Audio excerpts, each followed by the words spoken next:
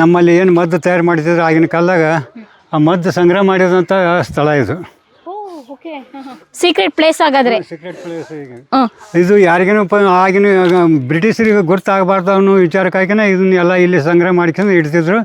ಈಗ ಅದು ಸ್ವಾತಂತ್ರ್ಯ ನಂತರ ಏನೈತಿ ಇಲ್ಲಿ ಮತ್ತೊಬ್ಬ ಶೂರ ಸಾಹಸ ವೀರ ಹೊಂಟೋದ್ರಿಂದ ಅವ 700 ಕರಿ ತೊಗೊಂಬಂದು ನಾನು ಅಂದ್ರೆ ಕರಿ ಎತ್ತಿ ಹರಿತಾರಲ್ರಿ ಇದ್ರೊಳಗೆ ಕಾರು ನೀವು ಕರಿ ಎತ್ತೇಳಿ ಆಗ 700 ಕರಿ ತಂದ ಸಂಬಂಧ ಅವ್ನು ಕರಿಯಪ್ಪತ್ತೇಸನ ಅವನೊಂದು ಗುಡಿ ಕಟ್ಟಿಸಿ ಇಲ್ಲಿ ಇದು ಮಾಡ್ಯಾರ ಅವರು.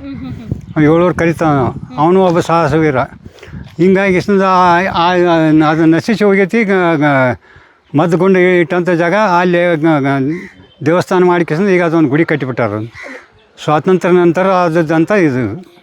ಮದ್ದುಗುಂಡುಗಳು ಎಷ್ಟು ಸಂಗ್ರಹ ಮಾಡ್ತಾ ಇದ್ರು? ಯಾಕಂತ ಹೇಳಿ ಬೇಡಲ್ ಅಂತ ಹೇಳಿದರೆ ಆಯುಧಗಳು ಬೇಕಿತ್ತು. ಮದ್ದುಗುಂಡುಗಳನ್ನ ಹೇಗೆ ಅರಿತಾ ಇದ್ರು? ಎಲ್ಲಿಂದ ಯಾವ ರೀತಿ ಇತ್ತು ಅವರ ಟೆಕ್ನಾಲಜಿ ಅಂದರೆ ಈಗ ಮದ್ದು ತಯಾರು ಮಾಡುವಂಥದ್ದು ಹೇಳಿಕೊಟ್ಟನು ನಿಂಬಾಳ್ಕರ್ಗೆ ಬಾಲಾಜಿ ನಿಂಬಾಳ್ಕ.